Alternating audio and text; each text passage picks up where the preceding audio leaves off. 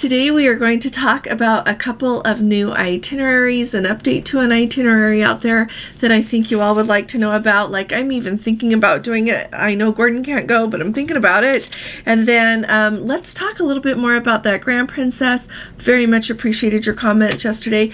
And we have got more norovirus on another cruise ship. So much to talk about today. So let's go ahead and get started.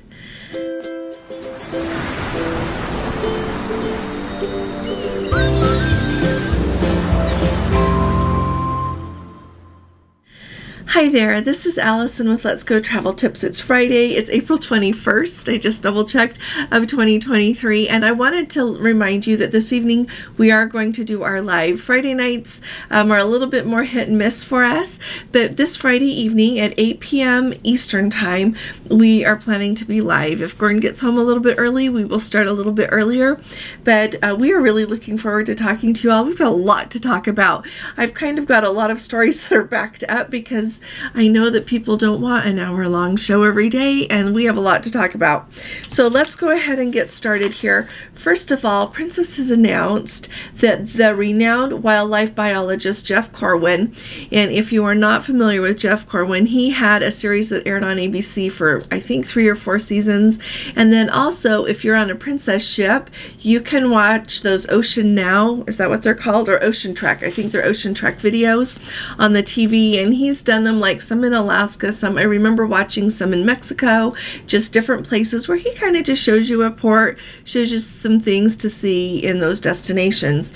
Well, he is going to be the naturalist on board of the Sapphire Princess sailing on September 6th of 2023. So why is this a big deal? I think that the naturalist makes all the difference on an Alaska sailing because they do such a good job of telling us everything that we need to be thinking about and to know more about what we're looking at and what to look for when you're in Alaska. I think if you have been following along here, you know that I love Alaska. If you're new around here, I love Alaska. I very much enjoy going there. I could go there multiple times a year and not get tired of it.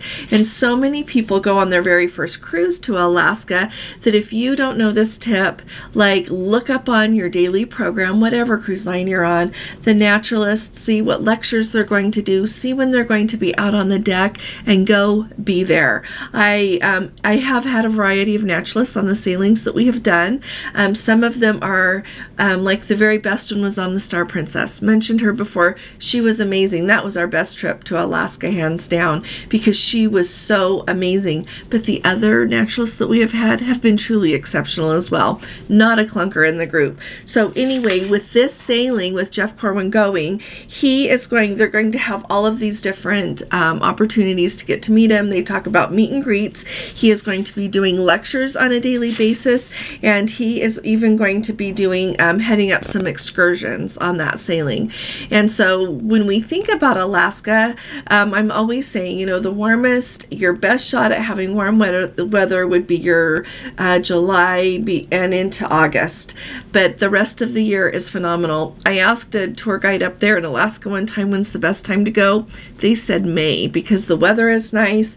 They say it doesn't rain quite so much, although that can easily vary, but they said it was such a nice time to go. I went last year in June. It was wonderful. I've been in July a few times. Fabulous. So September 6th, my bottom line is there's not a bad time to go. So September 6th, he's going to be going. So like I said, he's going to be doing keynote presentations, lectures. They are also going to have exclusive shore excursions in Skagway, Juneau, and Ketchikan. Those are the 3 places they're going to be doing those. And they're also going to have unique dining experiences hosted by Mr. Jeff Corwin, featuring the cruise lines, you know, that wild to Alaska food that they talk about. So clearly there will be an extra charge to participate in those. But if you have not booked a cruise to Alaska yet, this is a really good opportunity. The other really good opportunity at the other end of the season would be to come with us on Holland America on May 27th. There's still cabins open and would love to have you join us. I think that you definitely, if you've only been on Princess, go on Holland America. If you've only been on Holland America, you better go on Princess to Alaska. So I was just really excited to see that they had added that component to that sailing. Sapphire Princess, September 6th, 2023. The other thing I wanted to ask you all to do, and you are so good with your comments, so I want to do a video about each of the ports in Alaska, especially for people that haven't been before or want to do them on our own. We have got our own, like we've got the videos from when we have been there before. We talk about different excursions we've done, just things to know. But I want to talk a little bit more about what you can do in each port on your own, because sometimes if you haven't been there, you don't know. Sometimes you don't want to pay for an excursion, or the excursion that you really want is all booked up. Sometimes you can save some money doing it on your own. So I'm going to do that. And so if any of you have any questions about any particular ports, about Alaska in general, or you haven't even been and you're just thinking about going, put your questions below. And those of you that have been, put any tips you've got below as well, because it takes all of us to know everything that we need to know. So I would really appreciate if you would do that in the video today, because I'm going to start working on those. Now, the other excursion that I want to tell you about that you should think of, and I know Gordon and I can't afford this, but we really like to dream. There is Holland America. You know, they've got their world voyages. All the cruise lines have their world voyage and what they do with it. But historically, world voyages often go east to west around the globe, right? So Holland America is introducing their very first pole-to-pole one. So think more of going around the world, but including the poles. And so it's going to set sail on January 25th of 2025. It's going to be 133 days. Around the world, but going more like this direction, so that you'll hit, you're going to hit Antarctica more on this trip. You get to go on the Amazon, it says. You get to go and cruise in the Arctic before you get up there to Norcop at the very top up there, where historically as high as cruise ships usually go, unless they're expedition vessels, and it's a whole different thing. But anyway, I am really excited about this for those of you that have the time and the money to be able to go on these. So I thought it was really kind of fun that they compare some of the different voyages. They've got their normal world cruise with what they're doing. I keep doing that, but I think it's so exciting that they're thinking outside of the box and taking people up to the up and down to the North Pole and to the South Pole. So like I said, it's going to be round trip out of Fort Lauderdale. It's going to go through the Panama Canal, down the coast of South America to Antarctica before it comes back up and hits Argentina and Brazil. And then it's going to go before it hits the Amazon River. So clearly they're going to go on a little bit of the Amazon, or have some excursions there, something, because they talk about the Amazon. And then it's going to also, as it gets up to Norcop up there, they're going to have 4 days cruising in the Arctic before they get there. Let's see what else. They're going to go to 46 ports of call in 32 countries across 6 continents. So if you would like help booking that, I would be delighted to help you. I've been to a lot of ports that they go to, although there's always ones we haven't been to. But I would be delighted to help you to think about what to do in the ports when you're going to go, as well as everything to go with that. Now, yesterday we talked a lot about what's going on board the Grand Princess, and Gordon and I have been keeping an eye on that Grand Princess Facebook page, and there have not been a lot of updates lately about the Grand Princess, but someone just posted yesterday on our Facebook group. So if you're not in the Let's Go Travel Tips Facebook group and you do Facebook, you should come and join us. Like we've got Let's Go family members who are on these amazing cruises right now, and they post all these photos that I just love looking at. So many things, so many questions answered. We have such a gracious Let's Go family that are always willing to help each other. But here's what one person put, and I thought it was interesting. Some people, every once in a while, someone will post something anonymously, and I always wonder if it's because they don't want like if the cruise line's looking or someone else to know that it was them. But I really appreciate the information. They were so kind of, they posted those photos I told you about of the letters that they have received on board. But also, I thought it was really interesting. It says, lots been going off since we boarded in Sydney en route to San Francisco. ports canceled due to bad weather. They're not convinced that that was the case. And then also, back to that thing again, no power on the decks that are aft since, Saturday, as we talked about. The conditions haven't been good. They're hoping that they'll be able to get the electrical problem fixed when they hit Hawaii on the 22nd, which would be tomorrow. But they're not sure that they can get it fixed when they hit there. So that will put them traveling from Hawaii back to San Francisco, still without power in the aft of the ship. And so a few things to think about with that. And I really like this experience that one of you emailed to me. So this happened a decade ago on a Princess ship on a different sailing, but I think it really highlights the care that Princess gave to those passengers at this time, and maybe a thought that I hope that they are having right now as they are watching the Grand Princess approach Hawaii and thinking what they're going to do about what's going on. So our Let's Go family member shared that he happened to be on the Royal Princess on the September 15th sailing back in 2013, so it's a decade ago. So let's see how customer service has changed or if it's the same. So apparently on September 22nd, a week into that voyage, the Royal Princess lost power when they were sailing from Mykonos to Naples. So they had backup power on the ship, but they had to turn off the engines and float in the Mediterranean for 8 hours while they were trying to see if they could fix the problem. They couldn't fix the problem. And so to get back to Naples and on the rest of their voyage, they had to sail at half speed because they couldn't fix it. And that's as fast as the engines could go.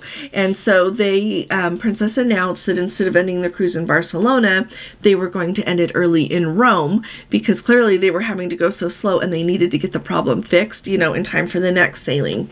So they disembarked all of the passengers in Rome instead of Barcelona.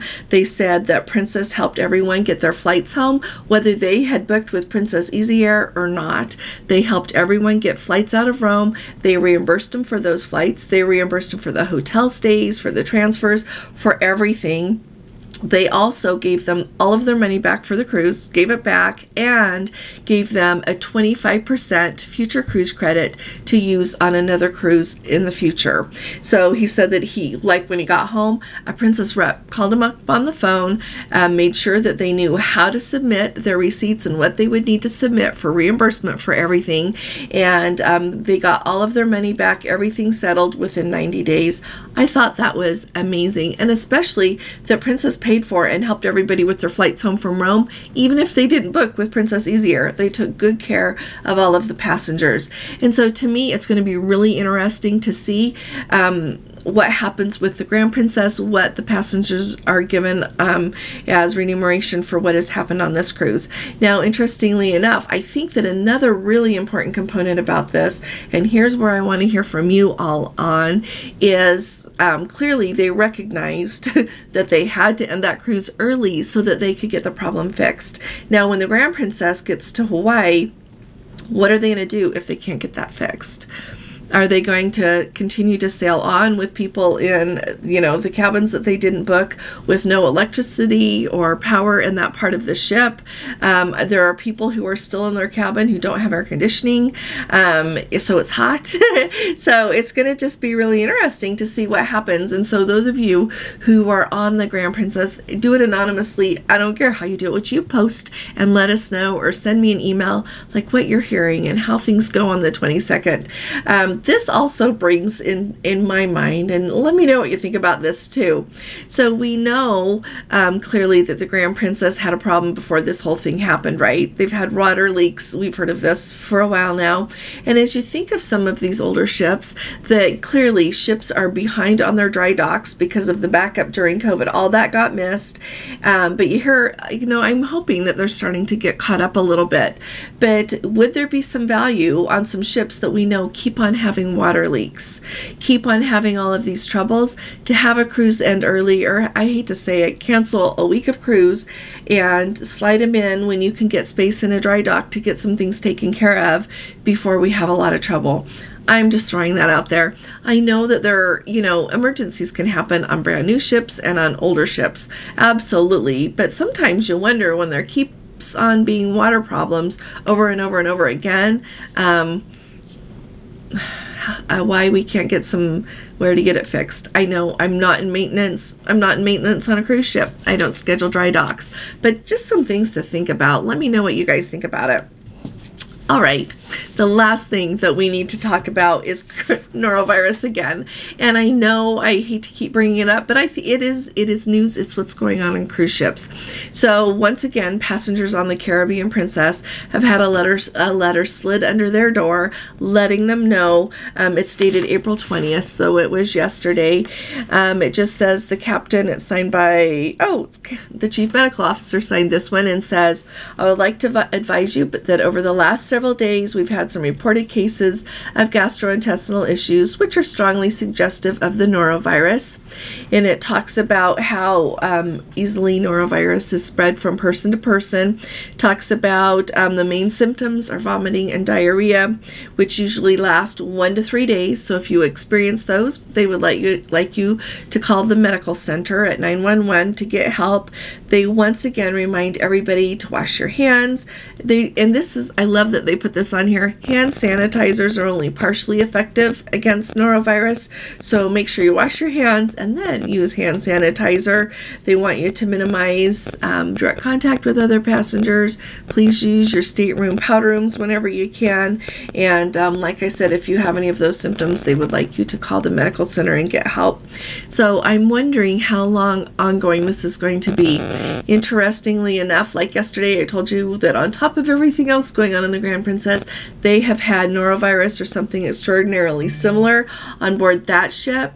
And so I wonder, just how many other ships this is happening on that we all are maybe not aware of, because we don't have access to all that information. We need a bigger Let's Go family.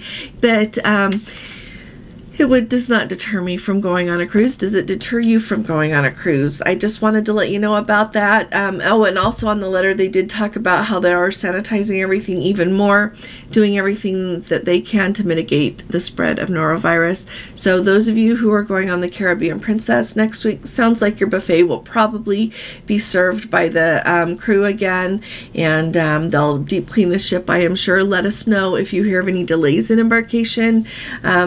Yeah, just everything. So much is going on. So if you are on a cruise, or you've recently been on a cruise on any cruise line, will you please let us know how it went and what you enjoyed the most, some things that happened that maybe you weren't anticipating, just the whole thing. We just love to hear from you. And if you have not subscribed, please do subscribe to our channel. It really helps us out a lot.